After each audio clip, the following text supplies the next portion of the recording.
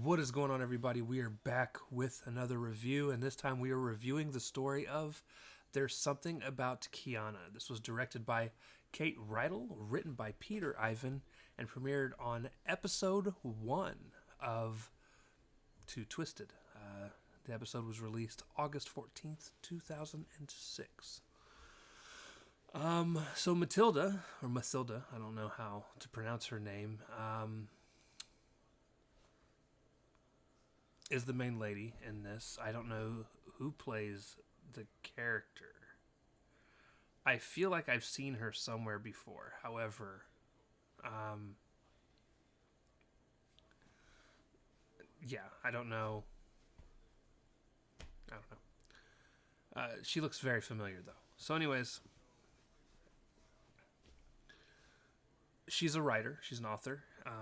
And we start off with her going out to swim inside the ocean. And at that point, she comes back to the beach and one of her socks is missing. So she puts her shoes on with one of her feet in one of the socks, walks back up to the house that is just on the beach, takes off her shoes and her sock at the door, leaves them on the ground, and walks inside and goes and wakes her husband up, who is, she's worried is going to run late for work. He gets up, she jumps in the shower, he jumps in with her, they have a little cute moment, and then he goes to work.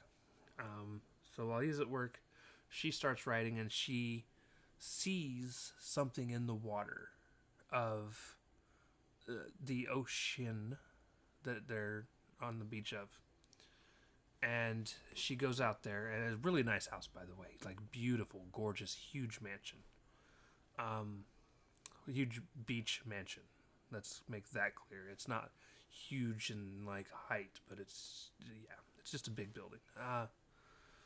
Huge to me. So she then goes out to check the water. There's nothing there. She comes back inside, goes back to writing, does some laundry. She eventually looks out and sees what looks like is a dead body out in the water. No.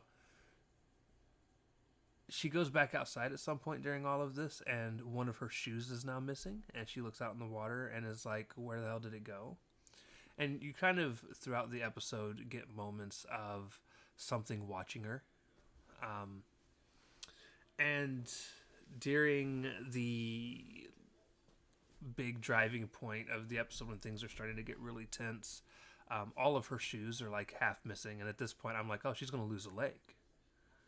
A little bit of foreshadowing. If you watch the actual episode, it's there. It happens. I was like, it's almost like she's going to lose a leg. And we get there. So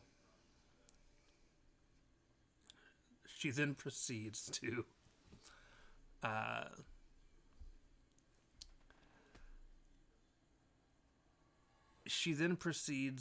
to freak out and walk around the house.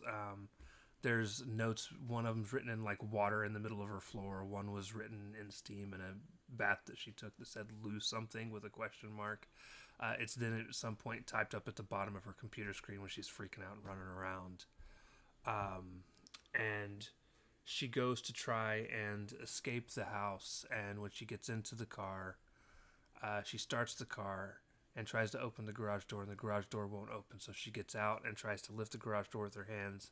And then all of a sudden, some ghost lady gets in the car, stomps on the gas, and runs into her through the door. So we get to the scene where the guy, or where she's in the hospital, and her husband or boyfriend, I don't know what he is there with her. And the nurse tells him that he needs to go home and get some rest because she's going to need his energy to help her recover from this. So he does. He goes home. And once he gets home, he puts his hat on a pineapple. And during this, there's nurses talking about how this Kyanna home was built by one of the ladies, or was basically set to be, was built by one of the ladies that one of the nurses knew. And she tells her, the lady that's at the computer is like, this is really weird though, it's the same leg. And you find out that the lady that had the home built lost a leg to a shark while being in the ocean there, and also apparently lost her head.